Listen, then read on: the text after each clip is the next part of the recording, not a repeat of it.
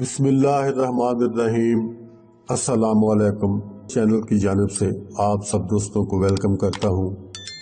दोस्तों, आज जो अमल मैं आपके लिए लेकर आया हूँ वो मतलूब की तस्खीर के लिए है। मतलूब को तस्खीर करने का अमल, यानी अगर कोई ऐसा आपका महबूब, आपका दोस्त, आपका मतलूब ऐसा है जो आपकी बात नहीं सुनता, उसको आप तस्खीर करना चाहते हैं। तस्खीर का मतलब ये है कि आप जो बात मुंह से निकालें वो आपकी बात माने, आपकी बात सुने और उस पर अमल करें। तो दोस्तों, ये अमल आपके लिए है।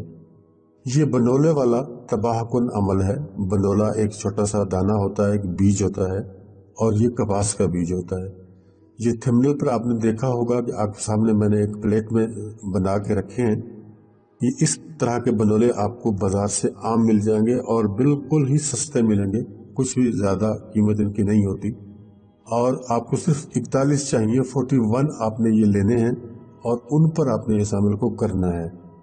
अब मैं आपको चलता हूँ, अमल का तरीका बताता हूँ। उससे पहले आपसे गुजारिश है कि आप इस चैनल को सब्सक्राइब करें और वीडियोस को लाइक और शेयर करें। दोस्तों, ये कुरानी अमल है जो आज आपके सामने में पेश करने वाला हूँ। ये सूरह ज़लज़ाल का अमल है। सूरह ज़लज़ाल कुरान करीम के 30वें पारे में है और इसकी कुल 8 आयात हैं। ये आपने पढ़नी है और इसका तरीका मैं आपको बता देता हूँ कि आपने जैसे पढ़ने के लिए बैठना है, पहले इसका मुझसे टाइम सुन लें। आप इसको रात को अकेले में करेंगे, कोई डिस्टर्बेंस आपको नहीं होनी चाहिए, फ़ोन वगैरह भी आपका बंद हो, और आपने कोशिश करनी है कि अलग कमरा हो आपका, अलग कमरे में बैठकर आप इस अमल को करें। दोस्तों, आपने सबसे पहले आग रोशन करनी है अपने सामने, चाहे वो किसी भी किस्म की आग हो, चाहे कोयलों की हो, चाहे लकड़ी की हो, चाहे गैस की हो। लेकिन ये बनोला जो है आपने पढ़ना है इसके ऊपर, और उसके बाद आपने इसको जलाना है। बस इस बात का ख्याल रखना है कि ये जो चीज़ आप बनाएंगे, पढ़ेंगे, और जिस चीज़ के ऊपर आपने ये पढ़ना है वो चीज़ जल जानी चाहिए, यानी वो बनोला जो है उसको जल जाना चाहिए। अगर वो पूरी तरह से ना जल पाया तो आपका अमल नामुकम्मल रहेगा। अब तरीकाकार इसका ये है कि एक बनोला आप अपने हाथ में, दाएं हाथ में उंगली, शहादत की उंगली और अंगूठे के दरमियान पकड़ेंगे, और पकड़ने के बाद आप सूरह ज़लज़ाल की तिलावत करेंगे सिर्फ एक बार। और हर बार, हर बनोले के ऊपर आपने जब सूरह ज़लज़ाल को पढ़ना है उसके साथ बिस्मिल्लाहिर्रहमानिर्रहीम ज़रूर पढ़ना है। एक मरतबा सूरह ज़लज़ाल पढ़कर आप उस बनोले पर दम करेंगे और उस बनोले को जलती हुई आग में डाल देंगे। अगर आपके पास कोयलों की आग जल रही है तो वो सबसे बेहतर है। आजकल वैसे सर्दियां हैं, घरों में लोग आग जलाते हैं। अगर आप कोयलों की आग पे डालेंगे तो आपके लिए बहुत ज़्यादा मुनासिब होगा। लेकिन अमल के दौरान आपके मतलूब का तस्वर बिल्कुल कायम रहना चाहिए, किसी किस्म की कमी ना हो। आपको ऐसे ही लगे कि जैसे आपका मतलूब आपके सामने मौजूद है। और इस मकसद के लिए अगर आप चाहें तो तस्वीर भी सामने रख सकते हैं अपने मतलूब की, ताकि आपका तस्वर भटकने न पाए। इसी तरह आप पढ़ते चले जाएंगे। हर बनोले पर बिस्मिल्लाह के साथ सूरह ज़लज़ाल को एक बार पढ़ेंगे, बनोले पर दम करेंगे, उसको आग में डालेंगे। जब आपने आखिरी बनोले को पढ़ना है, आग में डालना है, उस आग में डालने से पहले आपने एक जुमला जो अभी मैं आपको बताने वाला हूँ वो भी आपने पढ़ना है। और वो जुमला ये है कि फलां बिन फलां दर मोहब्बत, फलां इब्न फलां बेकरार शुद।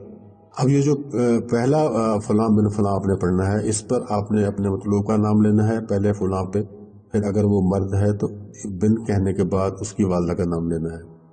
फिर जब आपने दर मोहब्बत पढ़ना है, दर मोहब्बत के बाद फलां इब्न फलां, यहाँ आपने अपना नाम लेना है, और बिन कहने के बाद अपनी वालदा का नाम लेना है। अगर आप मर्द हैं तो बिन कहना है, अगर आप खातून हैं तो बिन्त कहना है। और ऐसे ही जो आपका मतलूब है, अगर वो खातून है तो आपने वहाँ बिनते कहना है, अगर मर्द है तो बिन कहना है।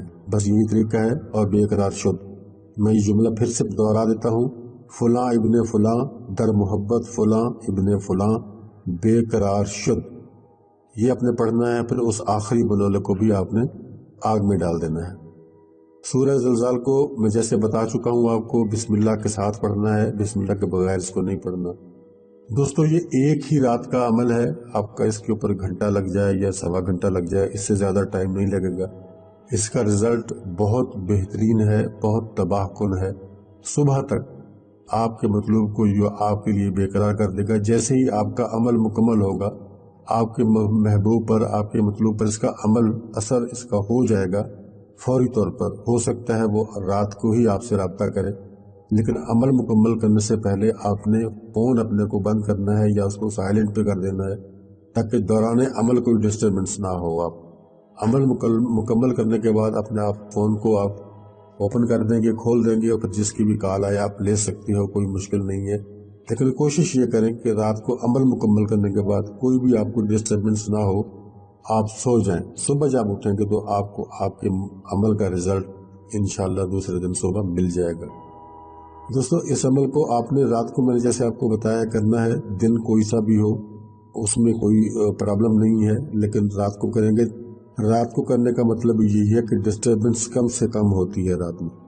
دوستو اجازت دیجیے مجھے، یہاں تک ہماری ویڈیو مکمل ہو جاتی ہے۔ مجھے دیجیے اجازت، بہت جلد انشاءاللہ پھر دوبارہ ملاقات ہوگی ایک نئی ویڈیو میں۔ خدا حافظ۔